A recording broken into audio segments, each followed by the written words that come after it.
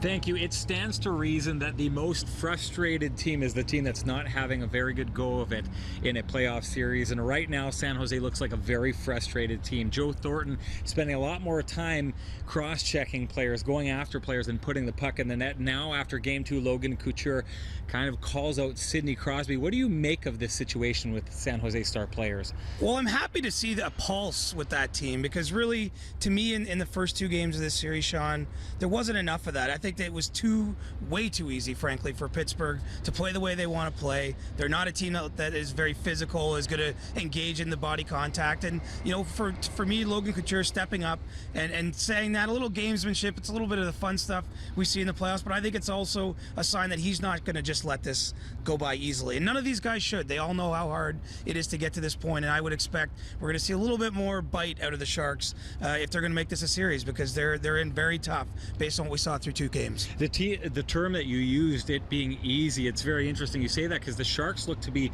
having an easy time of it heading into the series, playing the kind of game they wanted to, wide open, skill, doing what they wanted to do. It's been the exact opposite. They've been getting skated out of the rink. Well, they were stunned. They were taken right out of their comfort zone at Consol Energy Center for those games in Pittsburgh. They have not seen a team this deep, this fast, and the Penguins just come at you in waves. It's 4 lines, and the Matt Cullen line, their 4th line, was even doing damage in that game, and the Sharks didn't have an answer. I think that they'll find one, I would expect, at least as they come home, and maybe change some things up, but they were stunned. I got the feeling, being around them, being outshot that widely, being out-controlled basically around the rink, and the Penguins played the kind of game they want to play. 2 1-goal games, but they could have been 3-goal games the way they felt. Well, that leads to the next question, finding answers. You said it yourself. They found the answers here at the SAP Center in the playoffs leading up to this. Can they going forward?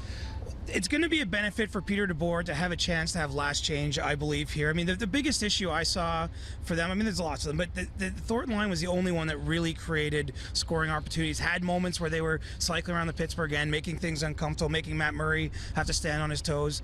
Peter DeBoer's got to find a way to get some of his other players below them into the action, because what we've seen from the Penguins, I mean, their stars have been great, but it's their support players that have made a difference, and I think we have to see the same from San Jose here. Much better chance of doing that in this arena behind me. Well, if there's a place they can find a winning recipe, it may be home cooking right here. The Sharks have gone 7-2 in these playoffs at home so far. We'll see if they can make it 8-2 coming up in Game 3.